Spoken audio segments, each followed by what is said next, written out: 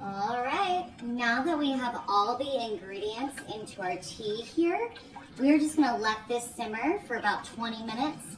That's 45 ounces of pineapple juice, 2 cups brown sugar, 3 sticks of cinnamon, about 10 cloves, honey to taste, and we used about 2 tablespoons of maraschino cherry juice.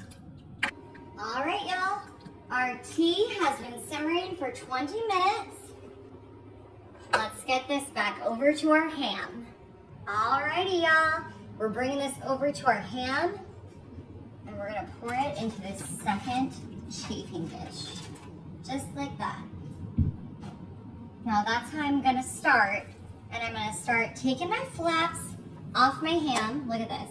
We're just gonna rip them off so easily and start laying them down here into our juice, into this tea. Gosh, it smells amazing.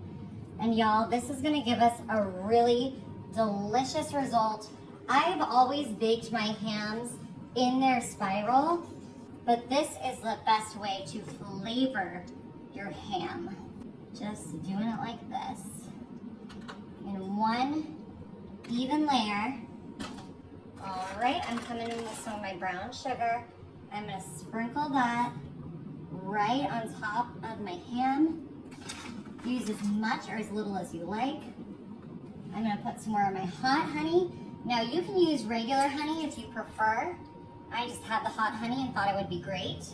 And I've got my juice set up right next door here, so I'm gonna come back in with some more of this juice. Beautiful. And I'm just gonna start grabbing my next layer of ham and laying, there we go, laying these ham slices in here, just like this, all spread out. We're getting juice in between every layer. It's gonna heat things real evenly and give us an extremely beautiful and delicious result. Now we're gonna repeat with that brown sugar, that hot honey, and some more juice. That beautiful herb-steeped pineapple tea. It's gonna flavor this, and it's gonna be mouth-watering. All right, we've got 4 layers of our ham in here, and I'm just gonna continue adding all of our tea. Actually, this is cool enough now that I can kind of pick this up. It's not cool, but it is cooler. And I'm not trying to get those cinnamon sticks in there. The cloves are okay. You can strain them out if you want. I just don't personally do that. Alrighty, now I'm coming in with my pineapple slices. Just gonna get these all out here. And we're gonna lay these out just on top of our ham here. I'm gonna make sure I use all of them, so I'll slide these babies around a little bit. Perfect. Just like that. Alrighty, we're just covering her up nice and thick with this foil.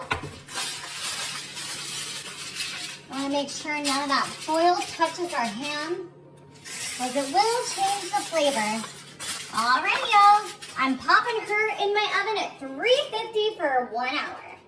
Alrighty, y'all. So we've had this in our oven here for an hour. And what I'm going to do, I'm going to grab the foil. Take off my foil, just like this.